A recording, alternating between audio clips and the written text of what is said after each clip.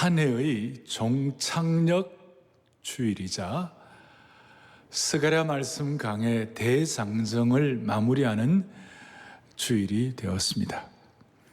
지난 6개월 동안 이 귀한 스가랴의 말씀으로 우리를 인도하신 주님을 찬양합니다. 찬양합니다.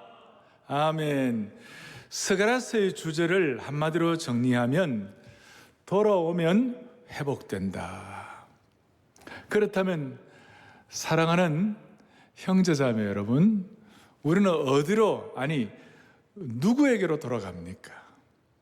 우리는 누구에게로 돌아가야 합니까? 오늘 우리 스가랴 설교 노트를 다 드렸는데요, 제일 앞에 이거 하나는 제가 일부러 괄호를 쳐놓았어요.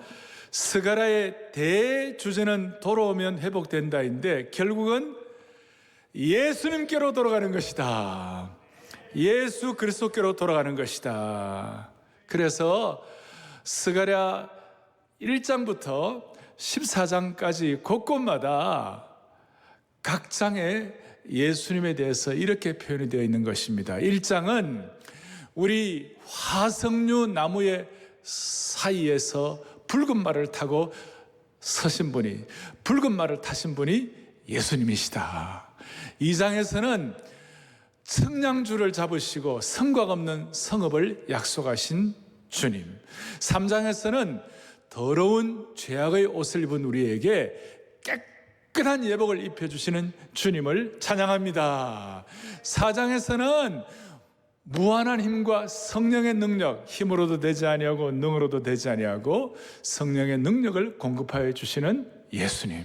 그 다음에 5장에서는 날아가는 두루마리와 에바로 죄악을 청산하시는 예수님. 6장에서는 영광의 면류관을 쓰신 예수님.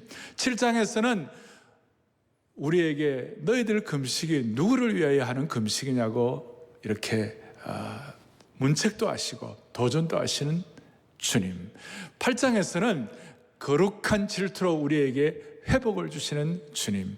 9장에서는 우리를 왕관의 보석같이 만들어주신 왕이신 주님을 찬양합니다. 우리를 왕관의 보석처럼.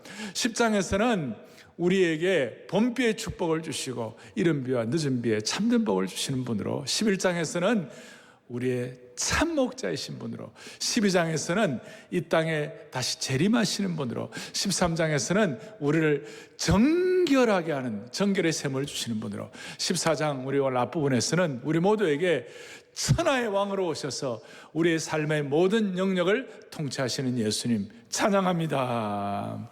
이렇게 각 장마다 이렇게 말씀하시는데 얼마나 아마 이 말씀이 여러분들에게 파노라마처럼 지나가게 될 거예요. 저는 이 말씀을 우리 교우들뿐만 아니라 해외에서 또 인터넷으로 또 방송으로 듣는 여러분들이 스가랴를 통하여 주님을 다시 깊이 만나게 되었다는 이렇게 얘기를 들을 때에 설교자로서 큰 영광이었습니다. 다시 한번 저와 우리 모든 성도들이 예수 그리스도를 다시 한번 바라보았으면 좋겠습니다. 내가 원하는 그리스도가 아니라 성경이 말씀하신 그리스도, 스가랴가 예언한 그리스도를 진실로 다시 바라보기를 원합니다. 다시 한번 주님을 바라봅시다. 자, 첫 번째 이제 오늘 생각할 것은 배교자들, 대적자들이 어떤 운명을 가질 것인가. 12절에 좀 어떻게 보면 좀 섬찟하고도 두려운 구절이 나오죠. 육체의 살이 썩고 그들의 눈동자가 눈구멍 속에서 썩으며 그들의 혀가 입속에 썩을 것이요. 예루살렘을 치고 대적하고 불신하는 모든 사람들. 그래서 치명적인 전염병, 어떻게 보면 이게 살아있지만 죽은 것 같은 살아있는 죽음. 심지어 15절에 보니까 말과 노새와 낙타와 나귀와 그 진에 있는 모든 가축에게도 이런 재앙이 미친다는 것이. 과거에 이스라엘 백성들이 열재앙이 일어났을 때 동물들에게도 재앙이 일어났잖아요. 이런 재앙에 대해서 어떤 해석학자들은 핵폭탄이 터질 때에 사람의 표보가 높고 눈에 눈동자가 높고 입안에 혀가 녹는 징벌, 그렇게 해석하는 분도 있고, 또 어떤 분들은 치명적인 감염병이 아니겠는가, 배교자들과 대적자들과 믿지 않는 자들에 대해서 하나님이 징벌로 내리시는 역병이 아니겠는가. 또 하나는 13절에 보니까 그날에 여호와께서 그들을 크게 요란하게 하셨다. 그래서 큰 혼란이 일어나가지고 피차 손으로 붙잡으며 피차 손을 들어 서로 친 것이다. 악한 자끼리 서로 싸우고 망한다는 것이에요. 여러분, 사내립의 아수르 군대를 기억하고 미디안의 군대를 기억하고 블레셋의 군대들이 하나님이 역사하실 때는 그 군대들이 자중질환이 일어나가지고 블레셋 같은 경우는 블레셋 사람들이 각각 자기 칼로 자기 동무들을 침으로 크게 혼란하였더라. 사무엘상 14장에 나오죠. 이런 상황 가운데 또 14절은 좀 독특한 내용이 나와요. 14절에 뭐라고 나오냐면 뭐라고 나오죠? 14절에 보니까 유다도 예루살렘에서 싸우리니 이때의 사방에 있는 이방 나라들의 보화 곧 금, 은과 의복이 심히 많이 모여질 것이요. 너무 대조적이에요. 역병과 혼란이 있지만 하나님의 백성들에게는 이방에 있는 모든 금은 보화들, 의복들이 심히 많이 모여들 것이다. 참 특별한 내용이에요. 끔찍한 어려움이 있지만 하나님의 백성들의 손안에 하나님이 예배하신 필요한 축복들이 들어온다는 것이에요. 여기 여러 해석이 있지만 우리는 그냥 이것을 믿음으로 받아들이는 은혜를 주시기를 바랍니다. 필요하면 하나님이 영적인, 아니 실제적인 부도 허락해 주실 것이다. 그게 믿음이에요. 자, 이제 중요한 것은 두 번째 16절부터 19절에 나타나는 초막절의 은혜인 것입니다. 자, 믿지 않는 자들이 이런 심판을 받는데 16절과 17절에 보니까 이스라엘의 남은 자들과 특별히 16절에 예루살렘을 치러 왔던 이방 나라들 중에 남은 자가 해마다 올라와서 그 왕 만군의 여호와께 경배하며 초막절을 지킬 것이라. 쉽게 설명을 하면 무슨 일이 일어나는가 하면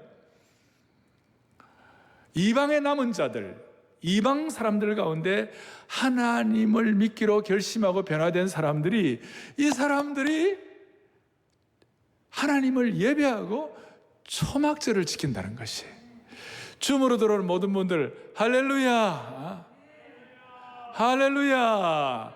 너무나 놀라운 거. 왜냐하면 우리가 그 사람들이에요.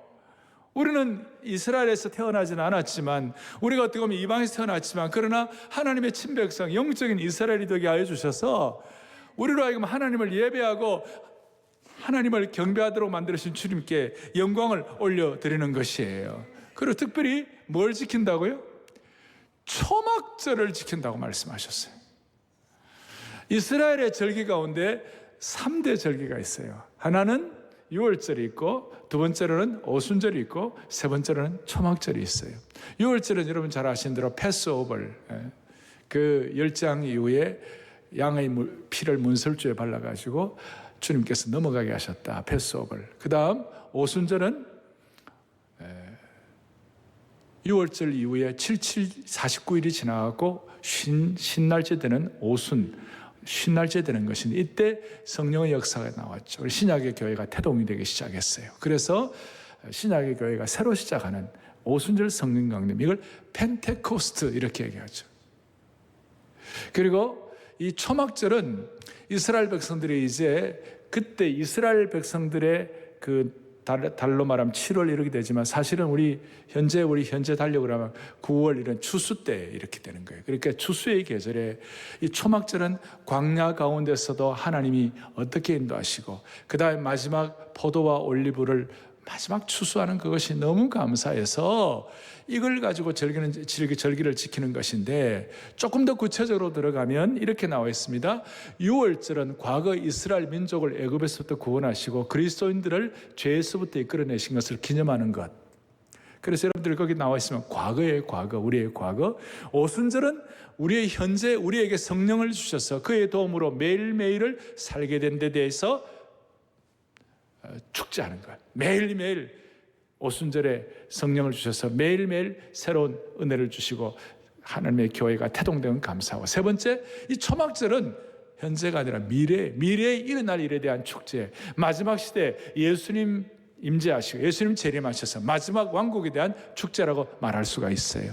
그래서 성경은 특별히 유대인들은 유월절도 잘 지키고 그 다음 오순절도 잘 지키지만 제일 큰 절기로 초막절을 지켰어요. 초막절을 지켰어요.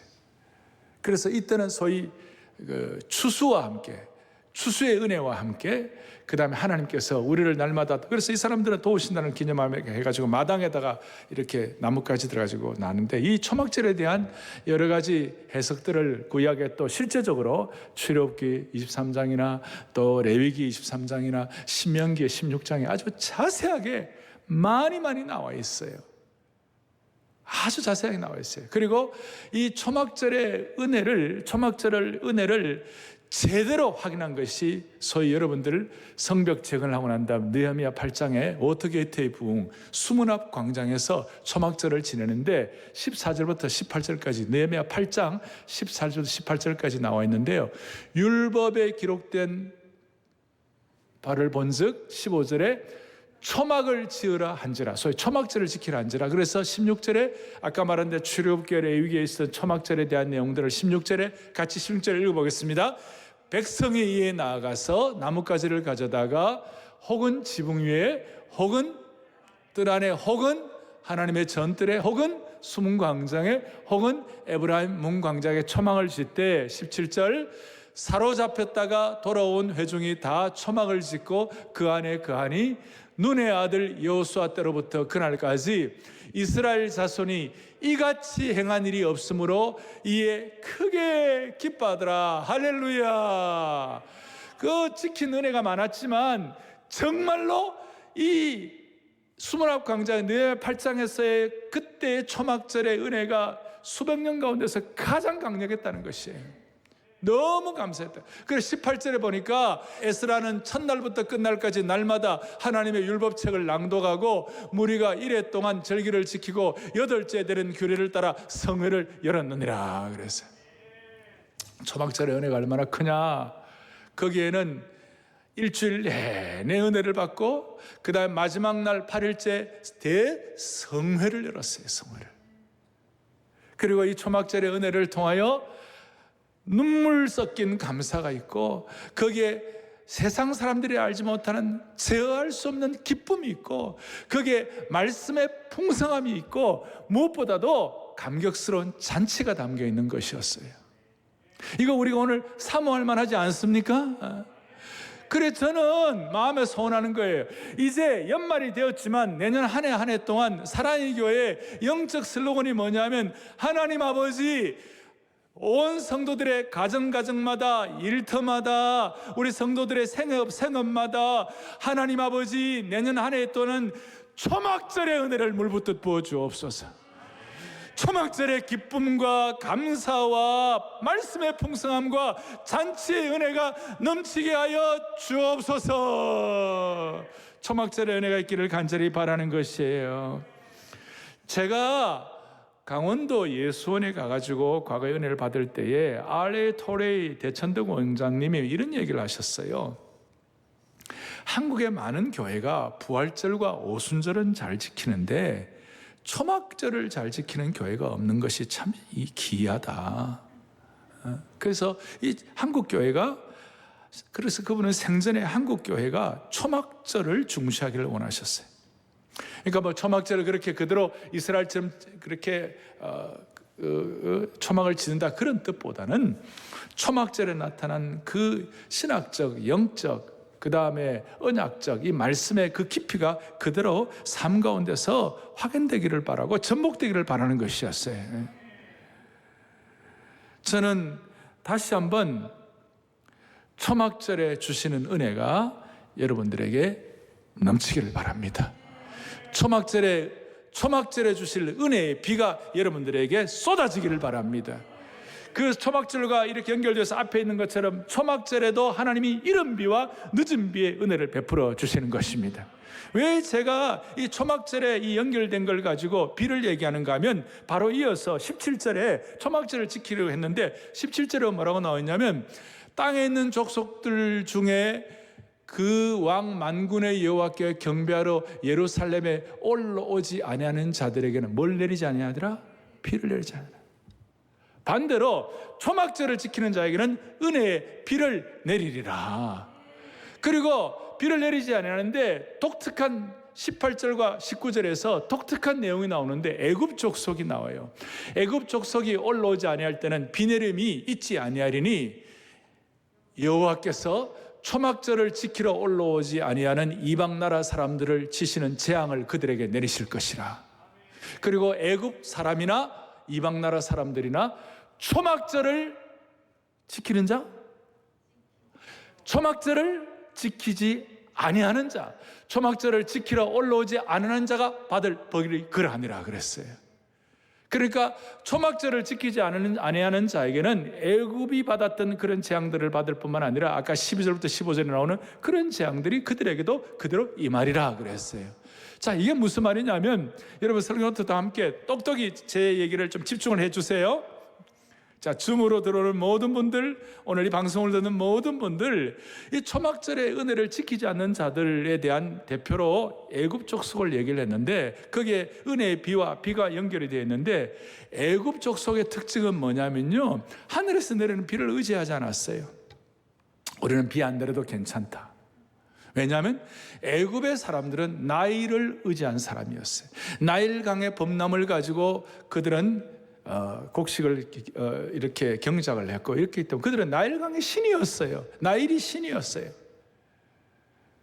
그러니 우리는 비 오지 않아도 된다는 교만한 것이 그들에게 자연스러웠어요. 그러니 초막절의 은혜의 비 이런 거 생각도 안 하는 거예요. 독특한 애굽 민족들, 하늘에서 내리는 비를 의존하지 아니하고 교만해서 가지고 나일강만 의지한 것이에요. 똑같아요. 어느 시대, 어느 상황, 어느 민족도 오늘 애굽처럼 하나님의 비를 기대하지 아니하고 하나님의 주권을 도전하는, 그래서 하나님의 영역 주권을 도전하는, 하나님의 은혜의 비를 사모하지 않고 내가 믿는 인간적인 나일강을 의지해가지고 하나님이 은혜의 비를 내리지 않으면, 초막절의 은혜가 없으면 애굽처럼 징벌을 받게 되는 것이에요. 그리고 초막절의 은혜의 중요한 핵심은 세계 선교를 통하여 수많은 사람들이 주님 앞에 예배하는 자가 됨으로 말미암아 주님 앞에 나올 때, 영적 추수를 할 때, 그것이야말로 초막절의 진정한 경축과 잔치의 의미가 되는 겁니다. 그래서 우리 선교사님들 가운데 그런 얘기 하잖아요. 선교의 목표는 예배자를 만드는 것이다. 선교의 목표는 믿지 않는 그 지역에서 하나님을 예배하는 자 되는 것이다. 그게 어떤 면에서 초막절의 아주 어떻게 보면 마지막 중요한 핵심 중에 하나예요. 그러니 영적인 초막절이 회복이 되면 마지막 때에 하나님 나라의 강력한 선교 운동이 일어나게 되는 것입니다. 선교 운동이라는 게 하나님의 낫이 추수하게 되는 것이에요. 제가 그렇게 거기 써놓았어요. 요한계시록 14장 15절 16절, 영적인 초막절이 회복되면 마지막 때에 하나님 나라의 강력한 선교 운동이 일어난다. 요한계시록 14장 15절 16절을 또박또박 같이 보겠습니다. 특별히 줌으로 들어오는 분들, 영상으로 들어오는 모든 분들, 생중계로 참여하는 모든 분들, 요한계시록 14장 15절 16절 여기 설교 놓여 있으니까 크게 합독하겠습니다. 또 다른 천사가 성전으로부터 나와 구름 위에 앉은 이를 향하여 큰 음성으로 외쳐 이르되 당신의 낯을 휘둘러 거두소서. 땅의 곡식이 다 익어 거둘 때가 이르렀습니다 하니 구름 위에 앉으시니가 낯을 땅에 휘두르매 땅의 곡식이 거두어지니이다. 아멘. 이거 굉장한 예언의 말씀이에요. 영적 추수의 때에 하나님이 추수의 낯을 휘둘러 곡식을 거두는 것이에요.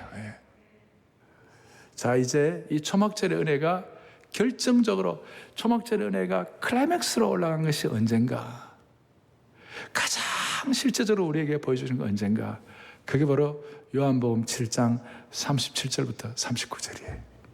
예수님께서 이 초막절의 마지막 은혜를 탁 도장을 찍어주셨어요. 요한복음 7장 37절에 보면 이렇게 나와 있어요. 명절 끝날 곧 그날에 예수께서 서서 외쳐 이르시되 누구든지 목마르거든 내게로 와서 마시라. 그리고 나를 믿는 자는 성경 이름같이 그 배에서 생수의 강이 흘러나오리라. 이 말씀을 한 배경을 이제 여러분들이 드디어 깨달으셔야 되는데, 명절 끝날이 언제예요? 이 명절이 무슨 명절이에요? 바로 초막절이에요.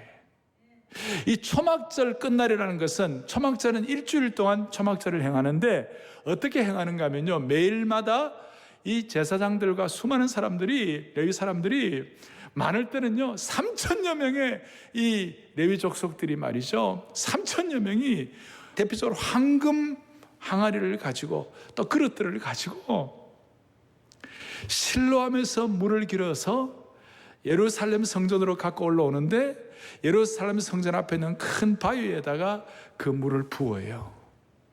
지금 그 얘기를 하고 있는 거예요. 외쳐 이르시되 명절 끝날 마지막 날, 그리고 누구든지 목마르거든 내게로 와라. 그러면서 물을 부으면서 그 제사장들이 뭐라고 선포하느냐면, 스가랴 14장 오늘 이 말씀, 특별히 8절 말씀, 그날에 생수가 예루살렘에서 솟아나서 절반은 동해로 절반은 서로 흐를 것이라. 여름에도 겨울에도 그러하리라. 이걸 이제 선포하는 거예요. 그 선포하니까 그 사람들이 바위에서 물이 샘솟구나 하는 것을 초막절의 마지막 은혜로 깨닫고 은혜를 받는데, 마지막 매일 하루에 한 번씩 그러다가 마지막 7일째는요 7번 초막절에 진짜 물이 막 이렇게 물이 흐르는 거예요. 그때 주님께서 너 초막절의 마지막 날 흐르는 물이 뭘 상징하는지 아느냐? 그것은 보통 물이 아니야. 그것은 바로 뭐냐? 너희 속에서 솟아나는, 아니 생수의 강이 되는 성령의 부어주심을 약속하는 것이다. 그래서 요한복음 7장 37절 다음 7절 38절에 뭐라고 나와 있느냐면 이렇게 나와 있어요. 나를 믿는 자는 성경의 이름과 같이 그 배에서 생수의 강이 흘러나오리라. 초막절의 마지막은 생수의 강이 흘러나는 것이 어디에서? 그 배에서. 배가 뭐예요? 타고 다니는 배? 우리 배에서 생수의 강이 흘러나오리라.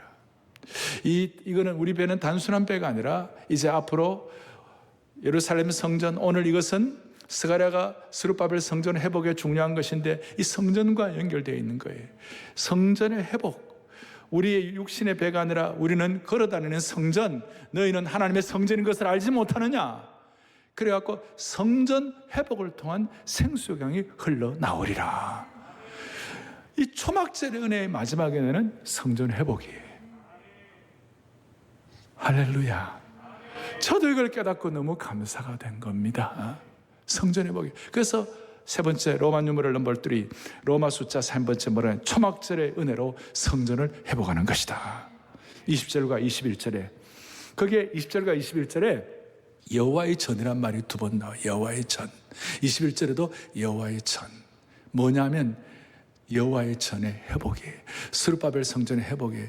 그 폐허가 되고 엉망이었던, 완전히 잿더미가 되었던 그 예루살렘 성전이 이런 마음으로 물리적으로도 회복되고, 그 물리적인 회복을 통하여 오늘 이 시대에 살아가는 우리들을 통하여 우리의 성전을 회복시켜 주는 것을 말씀하는 것이에요. 그런 차원에서 한국교회를 회복시켜 주십시오.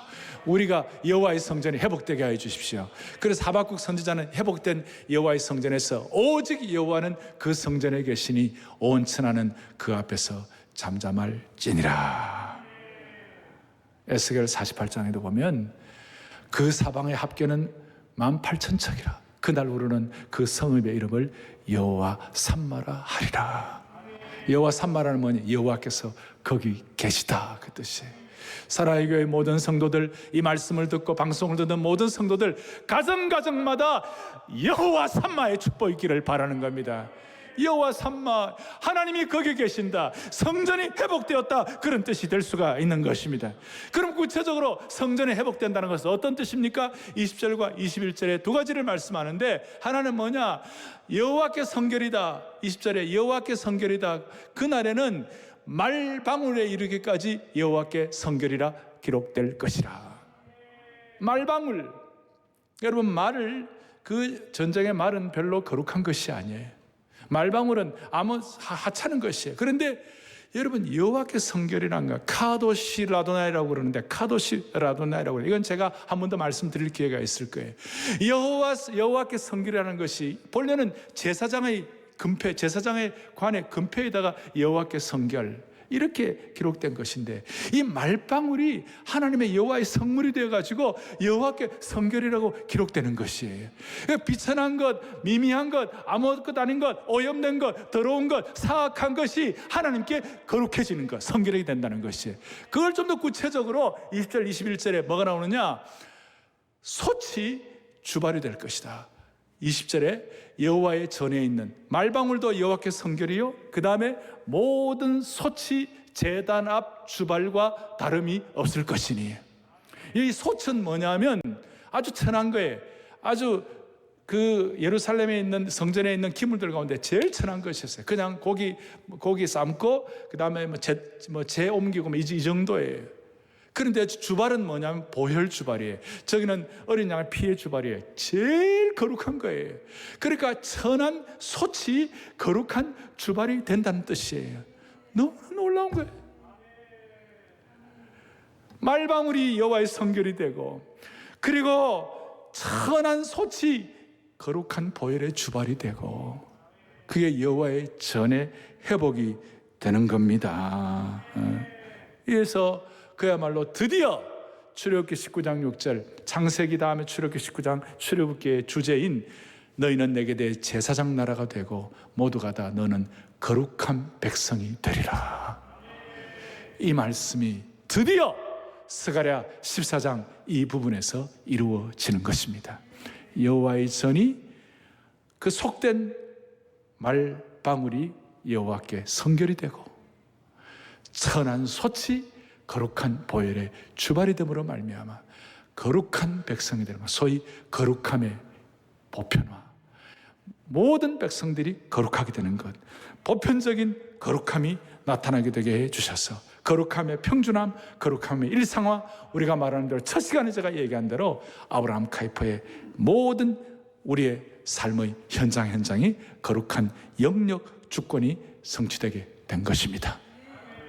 그리고 이제 드디어 스가랴의 대미를 21절 마지막 부분을 통하여 그날에는 만군의 여호와의 성전에 가나안 사람이 다시 있지 아니하리라. 제가 이 말씀을 보면서 처음에 만군의 여호와의 전에 가나안 사람이 다시 있지 아니한다? 이 좀 약간 생뚱맞은 거예요. 어떻게 마지막에 축복한다 이렇게 끝나지 아니하고 마지막에 만군의 여호와의 전에 가나안 사람이 다시 있지 아니하다? 조금 어떻게 보면 이렇게 좀 자연스럽지 않다는 그런 느낌이 처음에 가졌어요. 그래서 나중에 제가 초막절의 은혜의 정점은 하나님의 전의 회복이다. 그러니까 스가랴가 예언하고 그 당시에 에스라가 예언하고 스룹바벨이 노력했던 스룹바벨 성전이 회복되는 것과 동시에 그 여호와의 전의 마지막 회복은 가나안 사람이 다시 있지 아니하더라. 줌으로 들어온 모든 분들, 이게 무슨 말씀인지 여러분들에게 하나님께서 영안을 열어주시기를 바랍니다.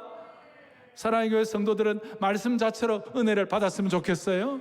자, 1장 1절은 하나님의 사람 여호와의 말씀이 스가랴에게 임하니라. 스가랴에게 하나님 말씀이 임했는데 마지막 스가랴 14장 21절은 가나안 사람이 다시 있지 아니하리라. 이게 도대체 어떤 뜻인가? 가나안 사람은 그 당시에 우상 숭배의 표상이었어요. 인신 제사 드리고 우상 숭배하고, 그리고 가나안 사람들은 당시에 아주 돈에 아주 눈독 들은 사람들, 상인들 가운데 뭐 상인이 나쁜 게 아니라 그 상인들이 잘못 추구하는 아주 돈에 아주 오염된 거 있잖아요. 그 돈에 오염된 거하고 그 다음 우상 숭배하는 거하고. 그래서 이 가나안의 그 흐름이 나중에 그 돈에 대해서 눈이 막 빠글빠글 이런 것들이 나중에 들어가가지고 무슨 일이 벌어졌는가 하면 성전에 돈을 가지고 주고 팔고 그 성전 안에 그것들이 막 왔다 갔다.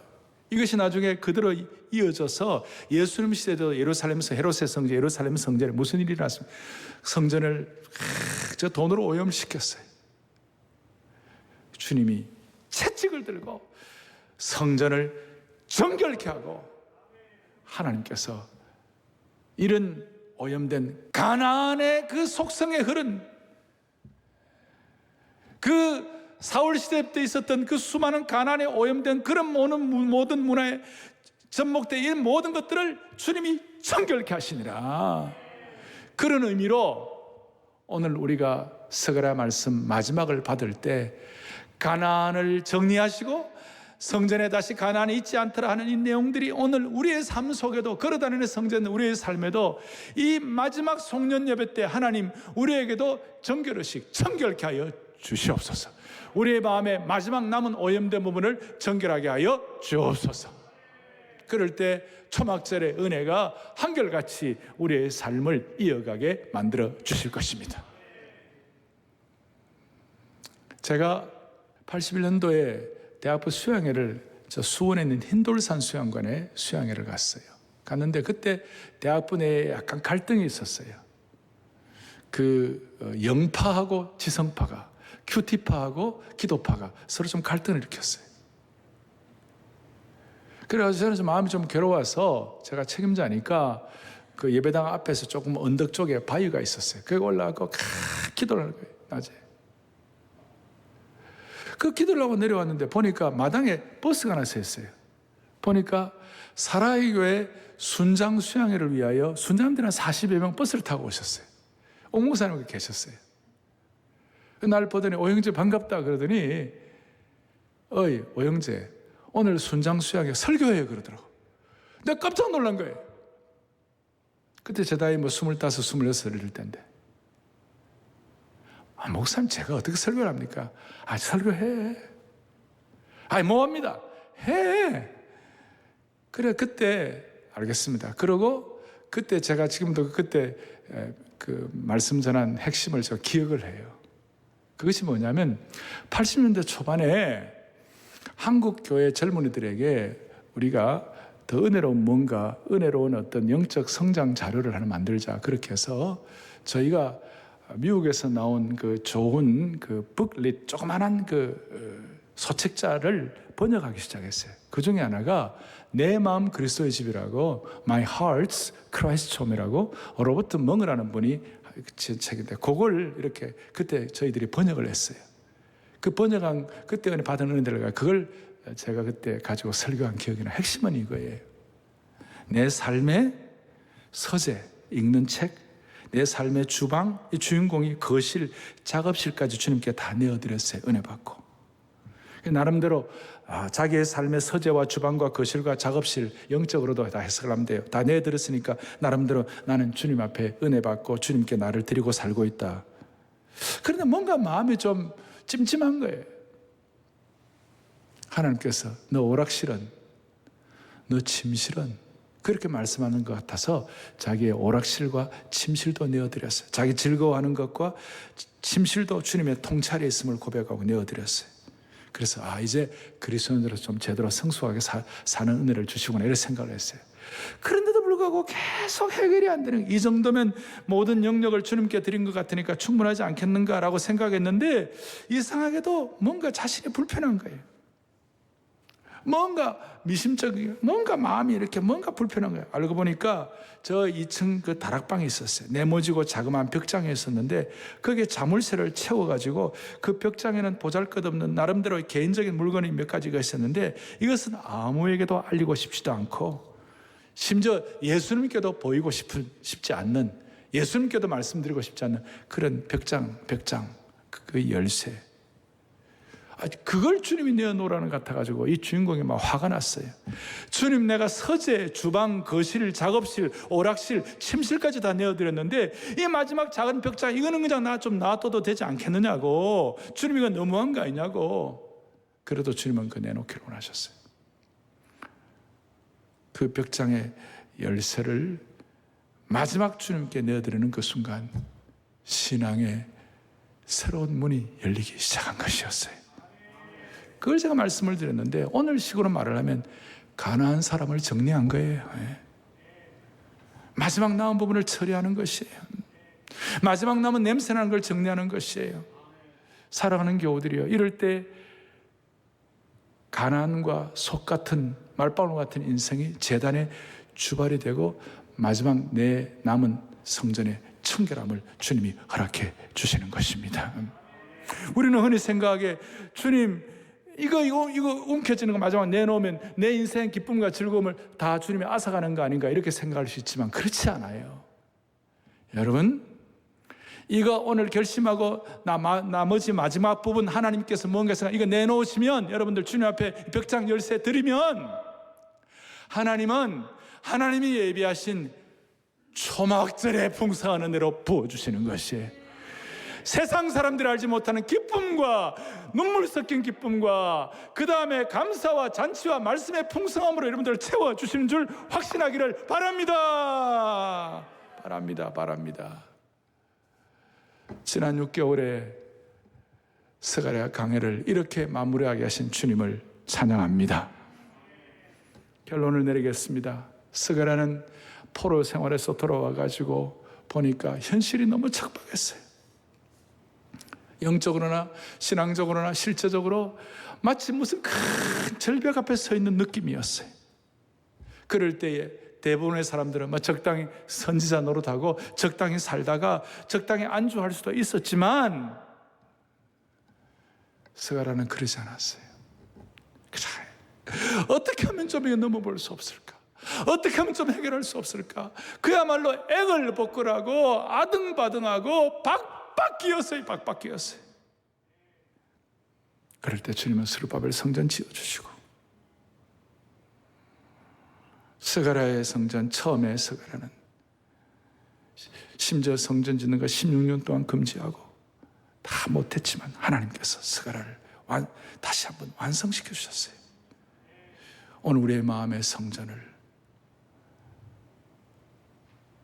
우리 앞에 있는 벽들을 앞에서 절대로 여러분, 제가 절대로 여러분 그냥 나떨어지지 말고 스가랴처럼 이 말씀 붙잡고 포물절의 사명자가 되기를 바랍니다.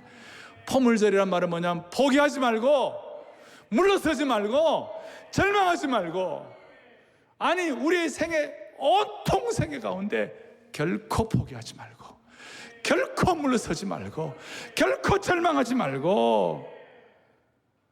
여러분, 저도 말씀밖에 없었어요. 오늘 이 말씀으로 우리 모두가 다시 한번 무장할 수 있도록, 혹시 지금 아픈 분이 계시다면, 큰 짐을 지고 계신 분이 있다면 오늘 스가랴를 통하여 여러분 성전이 청소되고 무엇보다도 초막절의 은혜를 통하여 마지막 열쇠를 주님께 올려드림으로 말미암아 21세기에 거룩한 제사장으로 살아갈 수 있도록 축복합니다.